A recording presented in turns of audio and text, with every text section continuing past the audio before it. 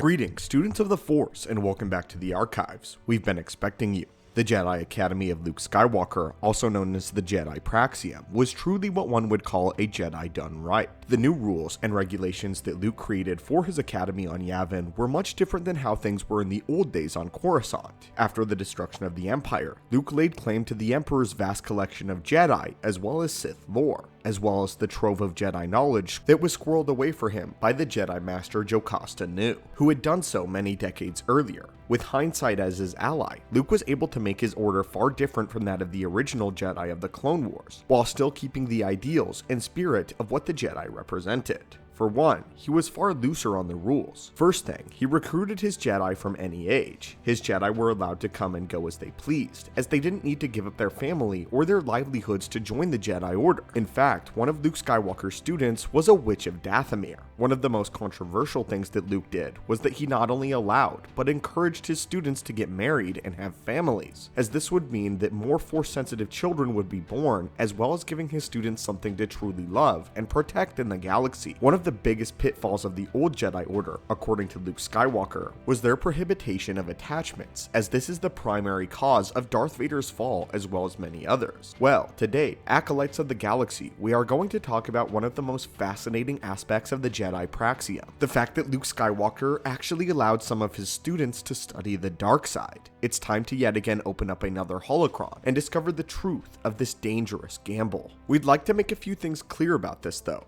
First things first, Luke personally selected which students were allowed to study Sith lore, and usually waited until they were in knighthood to do so. Even then, study was always under the careful eye of a Jedi Master. You see, the idea behind this was not for Luke's students to use the dark side per se, but just to grow more familiar with it. Luke took a more know thy enemy approach to the whole thing. His philosophy was that he would be doing a disservice to the students by barring off any familiarity with the dark side. If they knew its ways and knew how it worked, then they would better be able to defend against it. The idea here was that one would feel less inclined to fall victim to it if they could have a healthy knowledge of it and what it provides versus what it takes from you. Luke had noticed so many of the old Jedi fell to the dark side because they were taught to deny it or pretend like it didn't exist in the first place. When the time came for them to face the true darkness, they were left almost defenseless against its calls. Luke himself echoes this philosophy with many of the Force abilities that he himself regularly uses. In Return of the Jedi, he enters Jabba's palace and immediately establishes dominance over the Gamorrean guards by using Force Choke to gain entrance to the palace and allowing him passage. Later, Luke would actually perfect the light side variant of Force Lightning called Force Judgment. While Force Judgment didn't pull from the dark side, it still utilized the channeling of one's strong sense of justice or righteous rage. I believe it is from this core part that creates a sort of loophole to most dark side abilities. A Jedi's fury was always misconstrued as being an exhibitor of the dark side, only because they were never taught to control it. A Jedi's fury comes from the righteous feelings of rage and a strong desire to correct injustices and push those who have egregiously committed wicked transgressions without remorse. This is a gateway to an entire world of Force abilities that are actually light side variants of traditional dark side powers, at the cost of being far more aggressive in nature.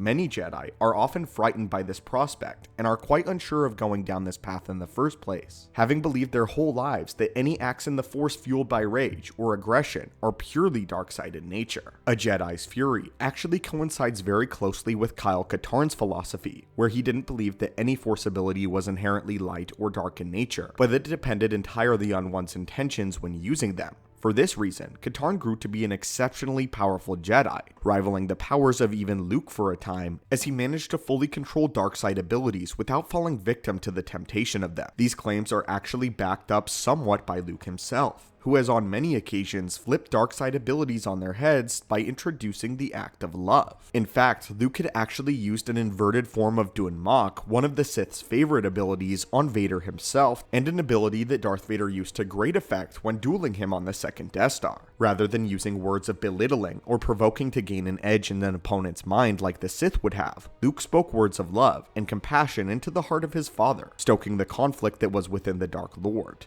I believe that this is the true secret for a Jedi to find balance within the Force, remaining light in one's intentions while acknowledging the usefulness and purposes of the dark. This echoes how the ancient Jedi Order practiced their teachings, though perhaps Luke was more careful than even they were. I personally really like the approach for a Jedi to take this route. It truly might be one of the best philosophies for the Jedi to adopt in an ever-evolving galaxy. Darkness arises all of the time, and it is incredibly important to understand the tools of the dark side so one can properly defend against it, or perhaps even utilize it when the need arises. But only with the purest of intentions, though, is this ever possible. That's the most important prerequisite for desiring to use these abilities. As Luke said from Form 5 lightsaber combat, one of the most aggressive forms, the secret was compassion. The form relied heavily on power strikes and using almost brutish strength when attacking. But Luke rooted himself in the mindset of compassion and desired to end a conflict as soon as possible, which is how he kept a level head when using this form. If one doesn't engage with the dark side while rooting himself in the ways of compassion and mercy, then they are destined to fall and go down the slippery slope that many Jedi have, such as Exar Kun, Anakin Skywalker, Dooku, and many more, and fall prey to the darkness itself. Luke, on the other hand, very much perfected the Jedi Order and Legends continuity, righting all of the wrongs of the previous eras. And it was quite ironically the very thing that the Jedi feared more than anything, the dark side, that Luke Skywalker let in and allowed to be studied, that created the perfect iteration of the Jedi Order and the Jedi Code. So my friends, what do you think of this concept? Do you agree with our assessment? And if you were a Force sensitive with your pick,